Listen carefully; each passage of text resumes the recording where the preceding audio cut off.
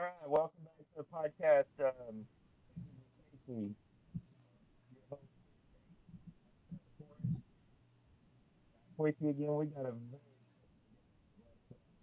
let him talk about it. His name is Simon. Work with him in one of the data center programs. He actually grew up in the USSR. He's got a PhD in theology, and then from that he ended up transitioning into safety. So much we can talk about.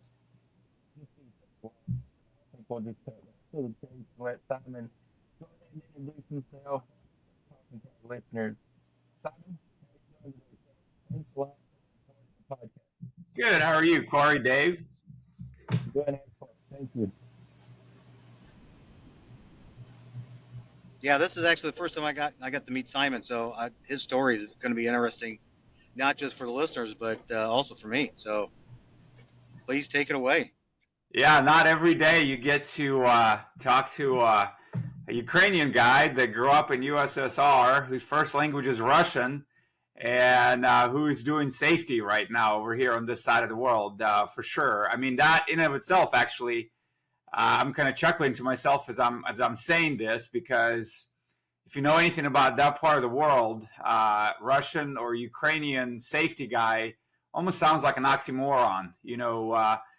Growing up in that society, you were pretty much used to not ever having the right tool for the job, right? So you kind of make do, right? So, I mean, if you, we talk about rednecks down in the South rigging it, to get her done. Well, that's like multiply to the 10th degree, and then you kind of get to approximate a little bit of what it's like growing up in that part of the world. So the fact that through it all and after it all, I ended up in the safety is something that my family still teases me about it to this day, and wonders how that is even possible. So it's been a very interesting learning experience, to say the least. So, Simon, So growing up in the moving here,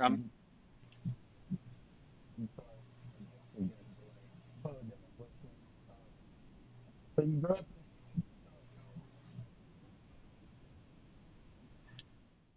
So yeah, no, good question. I lived there basically the first 17 years of my life. I basically turned 17 a week after I came here. So, and kind of was used to, the ways and the things and especially the worldview, I think was what was the world of difference when I got here.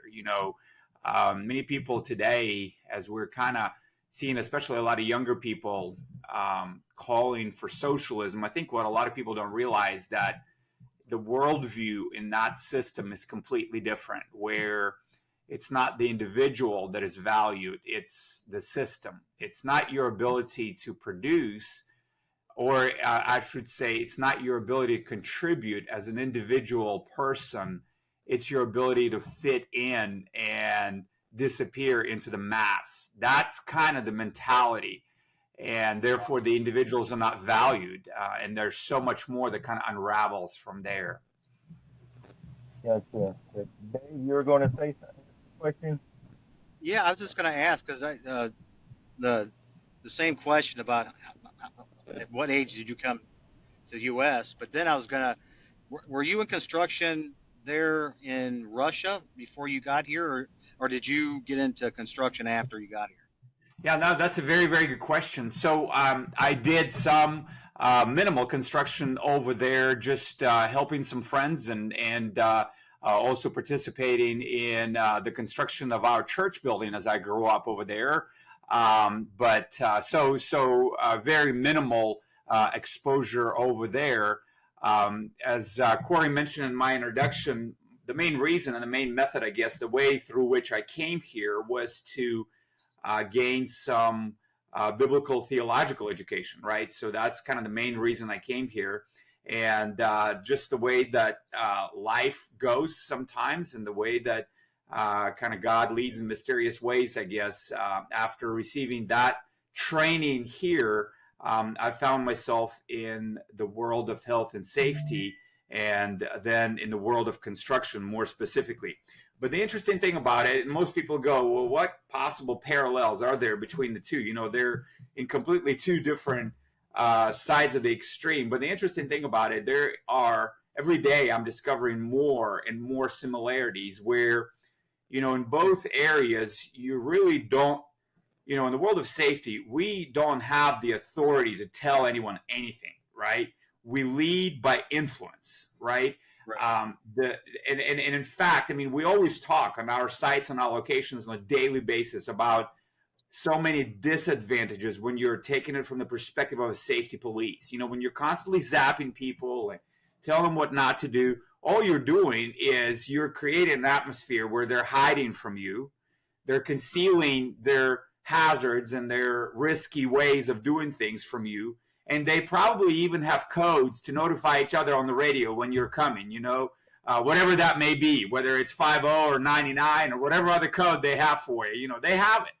But if you lead by influence, right, if you are building relationships, if you are helping people to understand that what you stand for is really saving lives and you're on their side, you know, the outcomes are so much more positive. And so I just see that there's so many similarities between the different parts of my life. And it's pretty interesting to see how you can leverage one to build the other. Yeah, for sure. Actually, I just had a conversation with a safety manager from another company out here, and he was talking about his coordinator, brand new coordinator. He said, you know, he's hitting that wall of that he doesn't really know what his place is. And so he, you know, I said, well, you know, and I know him. I said, yeah, I'll talk to him, because I think as safety people, especially, you know, out of school, or if you didn't go to school for it, you kind of lose yourself, because, you know, your first thought is, okay, I am a cop. Well, then you're taught, no, you're not a cop. Well, then how do I get guys to obey the safety, and, you know, and just building relationships? And I think that's where he's at right now. And I agree. It just, you know, especially when it comes to safety, you know, we aren't cops. We're educators. We're reference that, you know, they come to us, and, you know, you got to find that balance, because, well, just like you said, they're going to be hooty hoo in it, or nine, you know, whatever, 99 or whatever the case is, and hiding things from you, and not actually coming to you. And they don't understand, if you're acting like a cop, they don't understand that your job is to keep them safe, and, you know, help them to get home at night.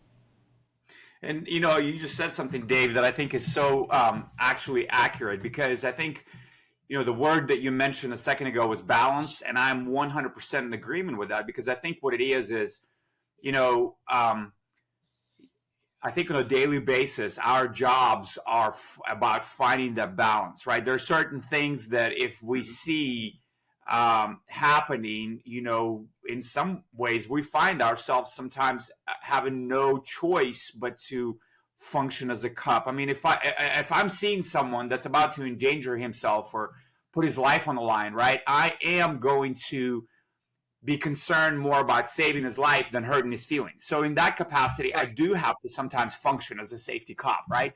But then at the same time, you know, it's about finding that balance, because I turn around and right around the corner, there may be a different situation where I have to leverage, you know, all the diplomatic and all the diplomacy that I have in order to make something happen, right? So and that's, I think you're absolutely right, Dave. I think that's what makes a safety job is so, it's not simple, right? I mean, I had earlier in my safety career, I had a CFO of a company I was working with in oil and gas industry basically tell me in so many words that I'm not a producer, right?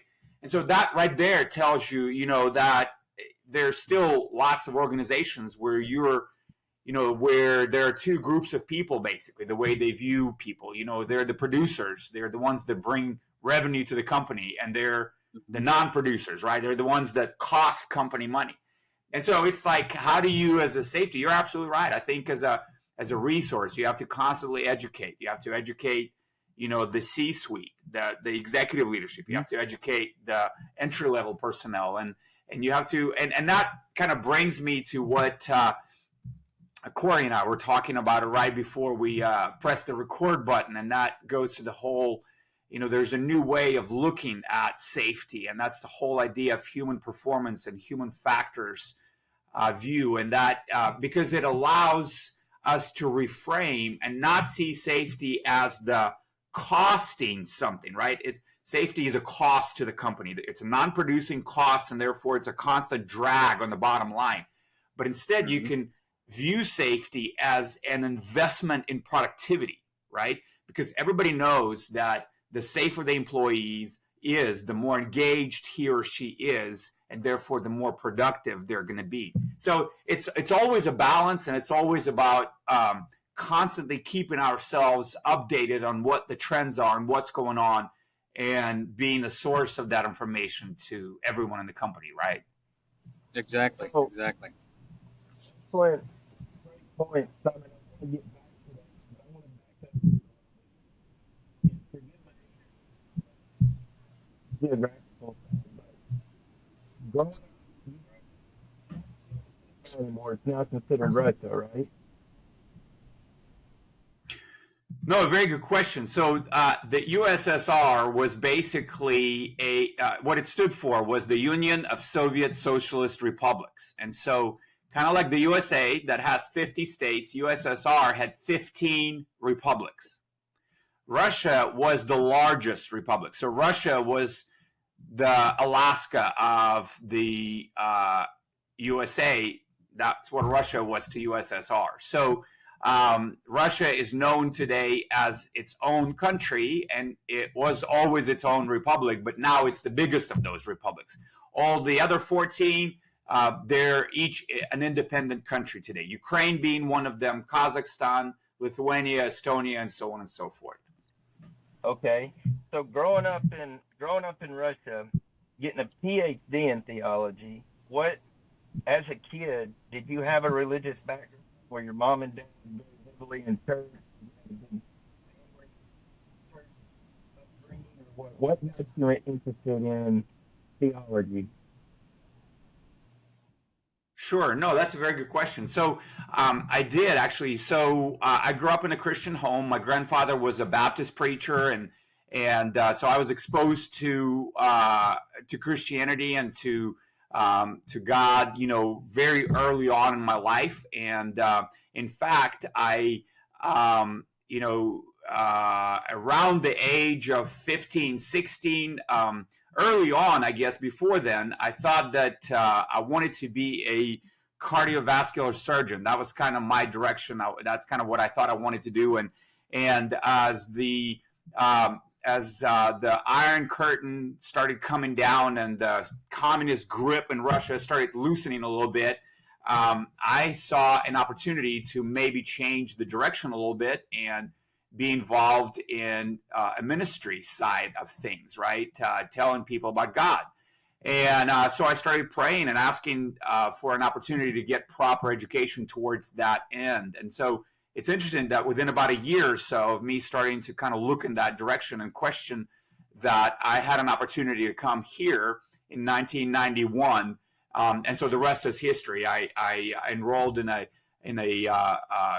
Christian college in Arkansas, received my 4-year degree, got a degree in business because I wanted to pursue a master's in theology in Bible, basically. And so I did that, and then went on to get a PhD with the idea of being, again, in full-time ministry. But again, as I mentioned earlier, the way life goes, I think God's idea for me was not to be in a full-time ministry in terms of a paid ministry, because that's really, if you think about it, that's a very American idea. I mean, back in the Bible times, Paul and James and John and Peter and all those guys, they had their jobs on the side, and that's what supported their lives. And then their ministry side was what they did at the time that they had set aside for it in their free time, really. And that's how most of the world does it. This whole full-time ministry idea, it's a very American idea and a very recent idea. And so I think that's what God kind of directed me to do is, life is ministry. And so wherever I go,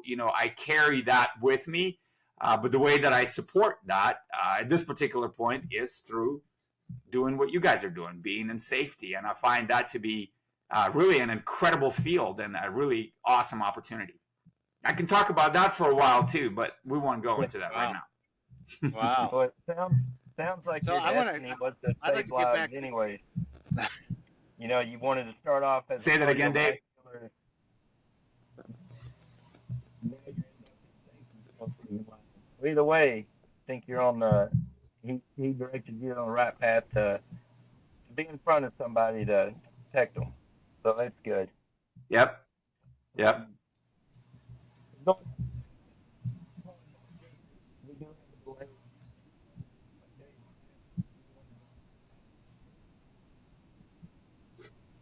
Yeah, I'm very curious.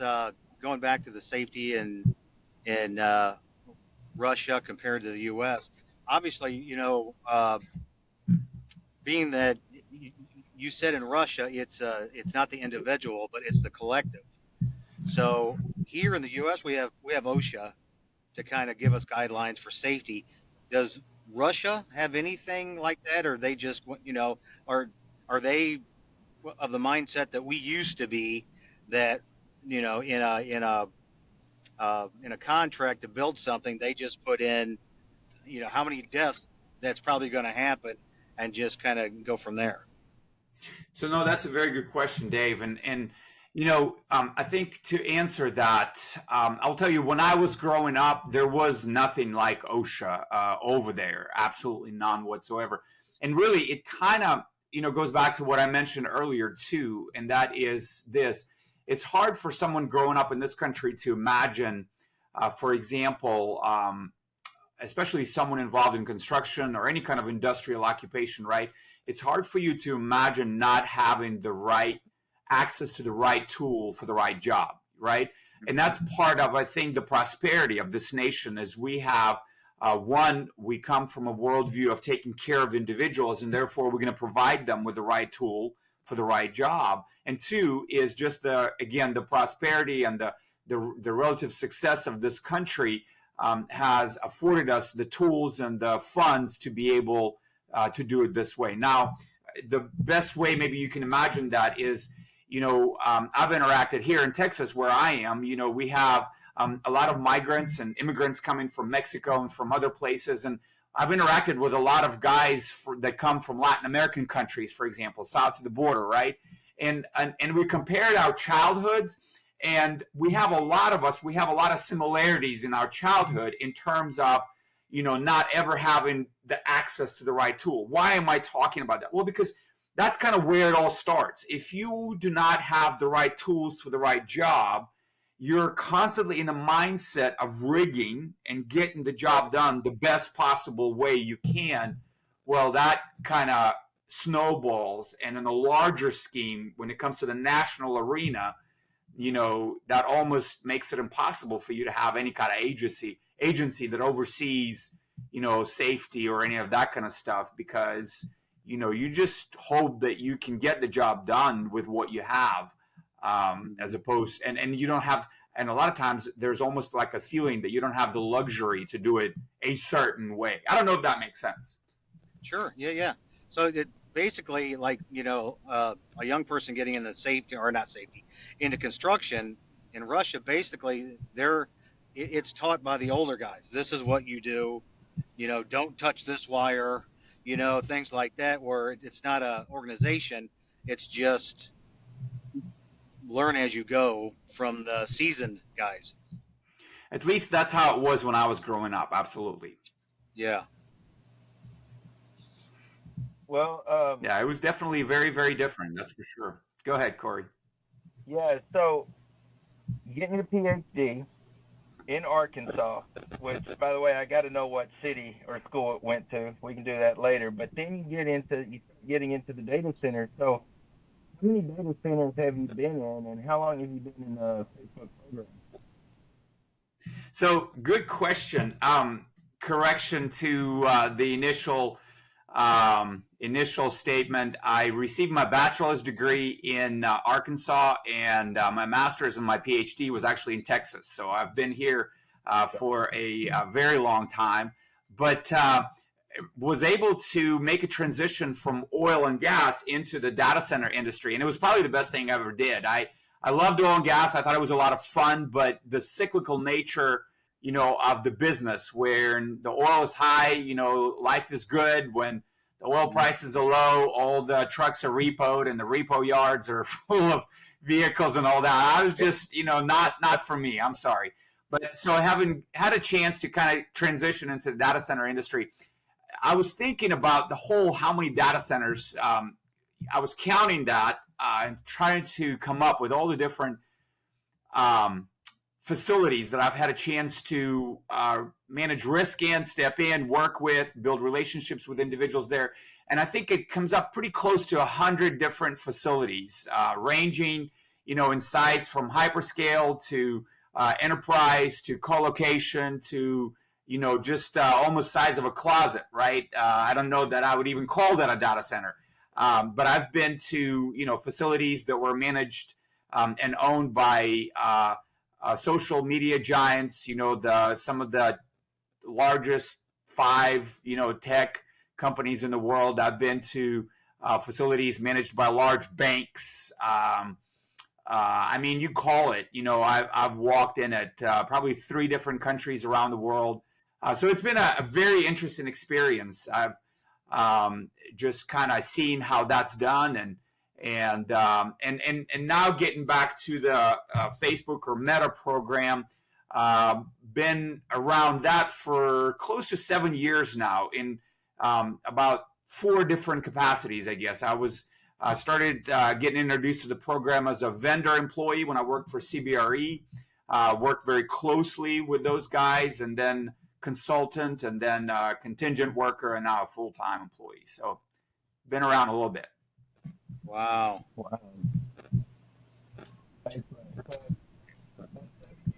Facebook program.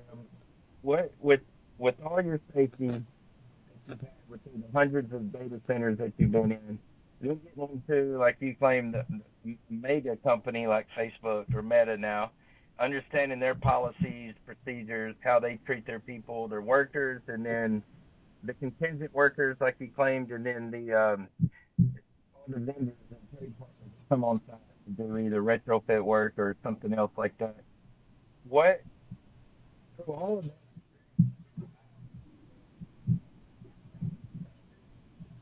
is that kind of what ended molded human performance and human factors for you? Because with what you know through people through theology, and then what you learn through people or of people in personal safety, and leading by that influence, using your diplomacy, being the top, and this and that. Did all that build to your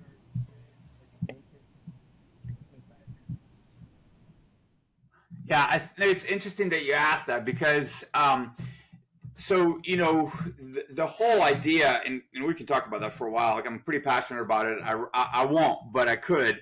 But the whole idea of human factors and human performance, it's not anything really new. It's been around for a little bit now. Individuals like Todd Conklin, who started out over in the Los Alamos lab, right? He did safety there for a while, and he wrote some books on human performance and human factors. And you have down in Australia, I believe, you have a gentleman by the name of Sidney Decker. You have a guy in Oxford or Cambridge, I can't remember. I think it's Cambridge, James Reason over there. So you have a number of individuals that have written on this subject and have talked about human factors and human performance for a while. But it's interesting that you asked that question in the way that you did that, because having had the opportunity to kind of be exposed more or less to their writings and their thinking, I have found myself almost getting to this same place, right, that they have gotten to via a little bit of a different route. But really, we kind of ended up in the same place, because about 5 years ago, as I just started getting exposed to this, I had a thought, just based on my own research and my own background and my experiences. And I thought, there's got to be a a better way to encourage individuals to work safely. There's got to be a better way than just manipulating their behaviors, right? The behavior-based safety has kind of been big in oil and gas since, I guess, the 70s and the 80s and everything. And the problem with behavior-based safety is that, it's kind of based on the same idea with the amoeba, right? You manipulate the amoeba to do what you want it to do. But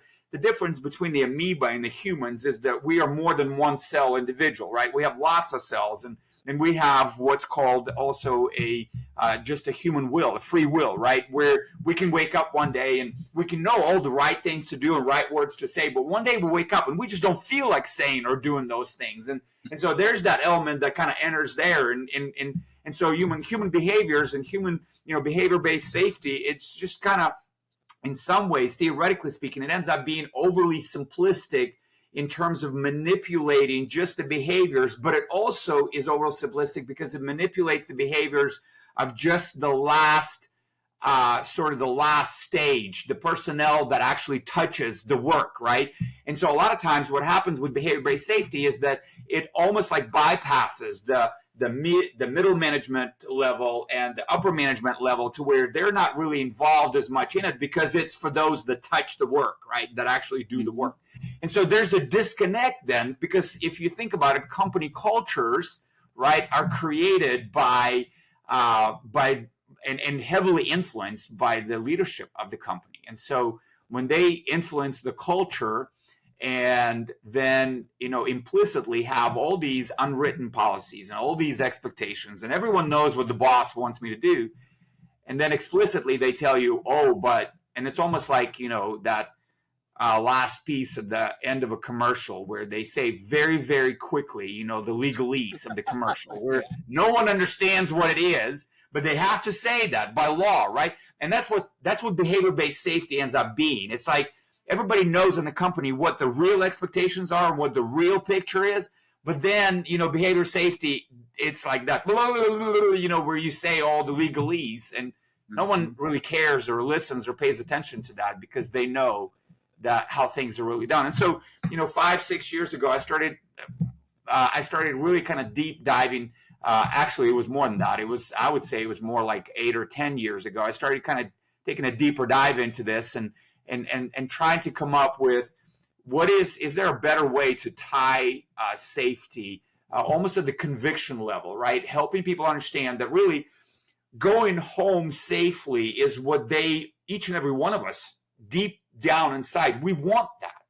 And so how do you add that level, tie this? And so just as I've been doing my own research and trying to think of ways of doing that, that's when getting exposed to Conklin and Decker and Reason and some others in this field and looking into the behavior-based, looking into human operational performance and human factors, it made me realize that having a more of a systematic approach that includes every layer and every level of organization is really the way to do this. And the other thing that I really appreciated about this whole human factors approach is that you don't look at safety as just the absence of incidents. I mean, if you think about it, when we're measuring safety by TRIR, total recordable incident rate, that means that if you have a really low TRIR, then logically you have a very good safety.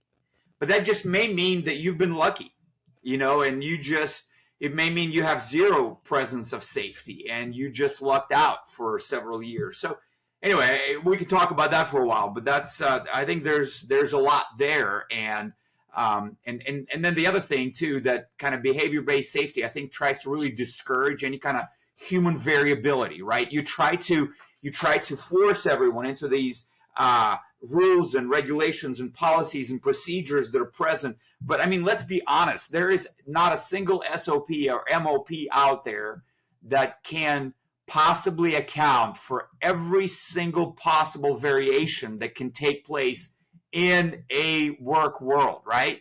So if you spend your whole waking hours trying to minimize human variability, then what you're doing is you're taking away, you're minimizing your best resources that are available, because it's those humans that are variably constantly overcoming hazards, overcoming risks, right? And are achieving for you the performance that you want them to achieve in a safe manner, and just empowering them to do that as opposed to constantly breathing down and trying to minimize the variability. I think it's the strength of that, right? The strength of that. And then the whole area of human error, which I really won't even go into great detail there, but every RCA we do, root cause analysis or a postpartum or post-action review, whatever you want to call it, post-mortem, some people call it.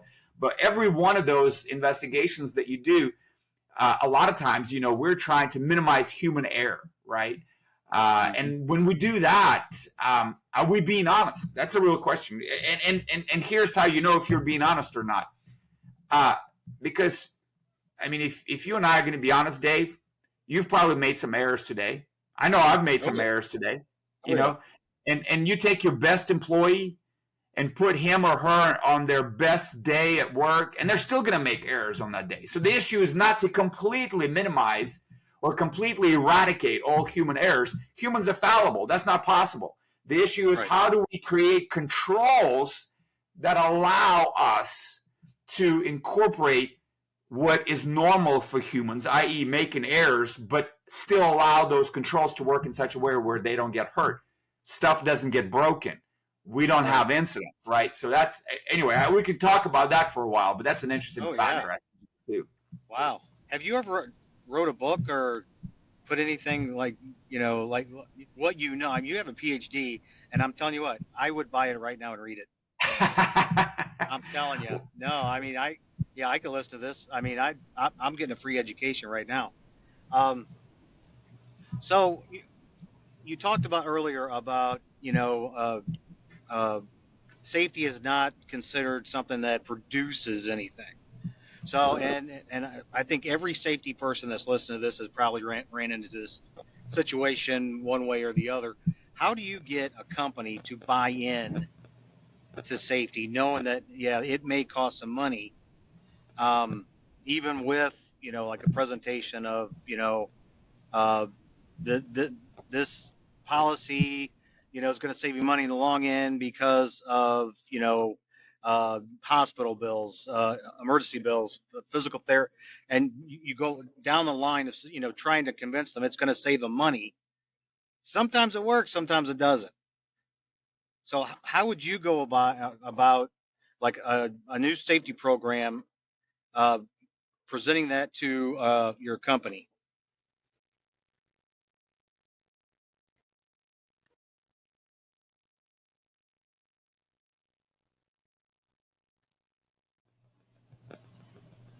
And there you're back. Can you hear me? I'm back. I can hear you. I apologize. Oh, no. Yeah, I thought, because it's raining here. I thought maybe it kind of messed something up. Did you get that question at all? Did you hear that question? Last part of it, if you can repeat just the last part. Just your thoughts on a new safety policy that you want to bring up to your company. How would you go about it, knowing that it's going to possibly cost money? Yeah, no, it's a very good question. And so back to your original point that you made, Dave, I have actually, in the course of my previous theological education, I'd written a couple of books, but they're not about safety. I am going to write something. I think you make a good point there. But the other piece that you've asked about before I go to answering the last question is, what else have I done? One of the things that I was able to put together that I actually, I guess it's copyrighted as a book, but I have a class that I put together. It's a 2-day intensive course called Human Factors for Critical Environments. And while there are lots of human factors trainings out there, they're mainly focused on healthcare or airline, aviation industry or whatever. To my knowledge, there is not another human factors training that is focused on critical environments, on data centers out there around the globe. And so that's what I have. And that's the place where I leverage, and a lot of these things that we're talking about are, I leverage that and I present that in a 2-day, very, very interactive type of a format where we get to talk about these kinds of things. But the other cool part about the class, it's not just my background that I bring to the table, but it's also I'm able to kind of connect the different people that come in there. So it ends up being a sort of a learning experience where we leverage every person in there. And so we all walk away learning, gaining experience from each other, because it ends up being a combined experience. So that just kind of an initial, and then I have a podcast that I do, and it's called The Leadership Paradigm. It's on Spotify. And so that's just an FYI there. Now, getting to your actual question, and that is, how do you present a new safety policy? I think, as a safety professional, one of the things that you have to learn how to do is you have to learn how to research, right? Internet is our friend. And I'm going to tell you, even, with AI, there's been a lot of communication and conversation about AI. And a lot of controversy around that. And I am not Elon Musk and I don't have his knowledge of expertise and knowledge on the threats and the dangers, though I can understand where he's coming from. But I will say this, for us as safety professionals, even utilizing a tool like ChatGPT, where you ask some questions, the speed with which the answers are produced and the depth at which they're produced, it's pretty decent. Now, it's not your end-all resource, but bottom line is, as a safety professional, we have to know how to use the right tools, and we have to know how to research. So the first thing you do is you've got to research whatever it is that you're trying to present. The pros, the cons, the savings, right? And then you've got to do the research in your own company. You have to know what pain points your policy is going to address. What has been the cost of these pain points to your companies? The cost may be whether it's injuries, whether it's incidents that you had, whether it's quality issues, whether it's lack of productivity, whatever the pain points and whatever the actual physical cost, you gotta. So as a safety guy, you not only have to be a good researcher, you have to do a little bit of study on the finances. You got to do at least have a basic level understanding of the revenues and the costs and those kinds of things. So you have to understand and be able to present the language that speaks to your leadership, and that is the money language. Right. How is it affecting their bottom line? You got to tell them that what you're doing is you're not. And so therefore, when you present it, and I kind of alluded to it earlier in our conversation, you don't present it from a, hey, I got a new safety policy, I think it'd be really cool, and it's going to cost you $500,000. What you present it is, you say, hey, this has been an issue with our company. This is how much it's cost us over the last 5-10 years. This is the investment we can make in order to save X, Y, and Z in order to achieve these results. So you can see the huge difference between the two. Oh, yeah. When you're presented as an investment into something that's going to yield this kind of return, then you're going to get a lot more green light and a lot more listening ear than when you're saying, hey, I think it's a really cool idea, but it's going to cost you. Really cool. Right. Exactly. Wow. I think we lost Corey, but the question that we ask everybody towards the end is, what advice would you give someone who is either coming right out of college or just wants to get into safety? And they would come to you, Simon, could you give me some advice? I'm looking into getting into safety. What would you tell them? No, I think it's a really good question. And honestly, even as you're asking me this question, Dave, I can think of at least two different ways to answer that question. I think, my initial response would be, just like with anything else, there's more than one way to skin the cat in the world, right?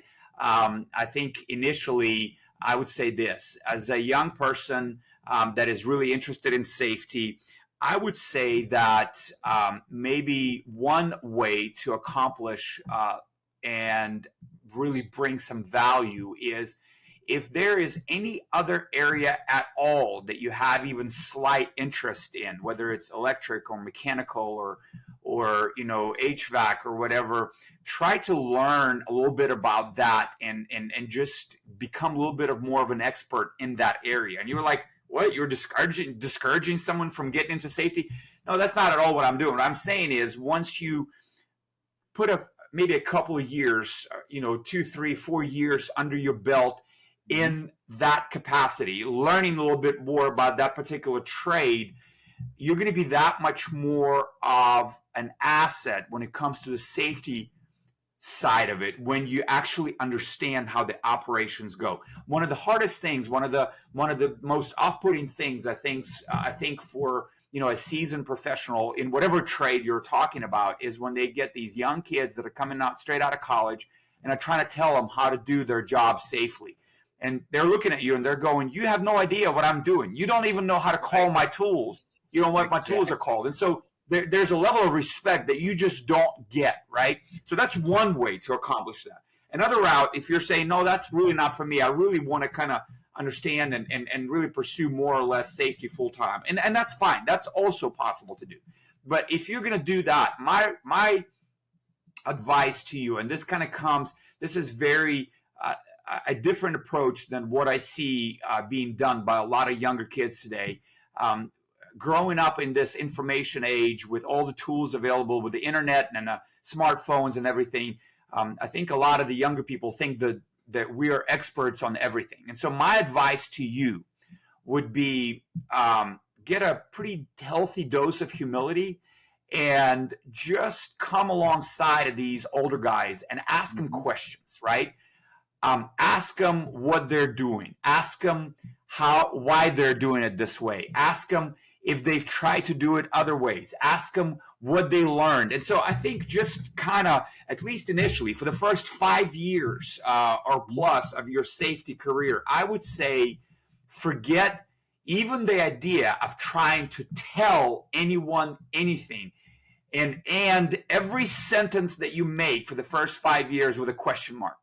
If you can get on that path, I think 5 years from now, you're going to learn so much and you're going to be such a value add to any organization that you come, because you have humbly come alongside those who have been around and you have learned how to do things. And I think that's kind of some of the best ways that I can come up with. No, that's a great advice. And Corey and I have talked about, and had other people, and we talked about, making that relationship, especially with older workers. Again, just like you said, some young kid coming out of college, they're going off for their papers or their, book, what they've learned in their classes. And these older guys that's been in the trade for 20, 30, 40 years, look at them like, yeah, you need to just keep moving, because there is no respect. There is no relationship. But you're absolutely right. Go into it with questions. Being a safety consultant, next week I could be with a company that pours concrete, or that is works with electricity or pipe, and I'm not an expert at that. So I both your pieces of advice are perfect. Do your homework. Before I go to a different company, I learn not only the trade, I learn about that company. That way I have a better knowledge, and especially something like that, carpenters or anything like that, that they take so much pride in what they do. Mm-hmm. Mm-hmm. If you ask them a question, they will tell you or educate you for hours on what they do, because they love it so much, and you learn so much. No, I'm with you, Dave. I'm 100% in agreement with that. I mean, I'm 48 years old, right?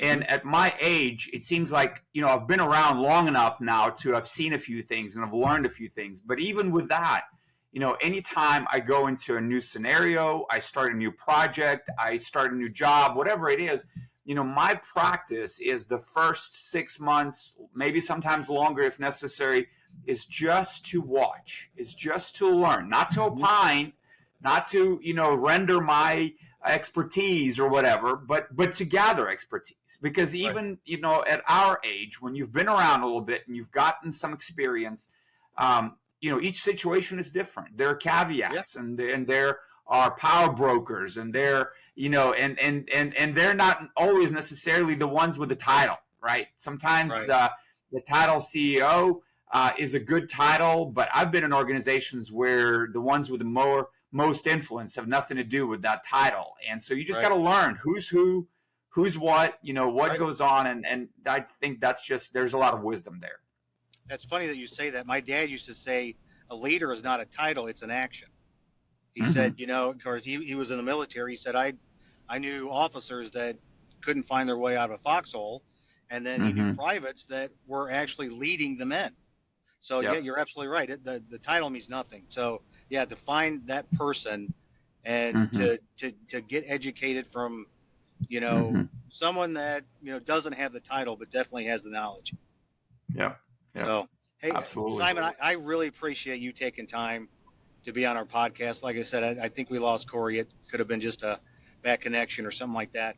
But I really appreciate you taking your time. It's been a pleasure to talk with you, and I'm sure our listeners are going to get a lot from what you said. And again, real quick, you talked about your class on your website. Can you tell people how they can get a hold of you, and if they want to take the class or maybe the class for their company? Yeah, absolutely. So, uh, probably the best way to look up the class is by going to the website called Safeguard SOL. So SAFEGUARD SOL.com. And the information about the 2-day trainings, human factors for critical environments, is there. I'm actually in the process of posting and so the class is a 2-day class, but I'm in the process, probably the next week or two, of putting up online a kind of a short and a 3-hour version of that. That's going to be open to really anybody to take, and so anybody will be able to get a link off of that website that I just mentioned.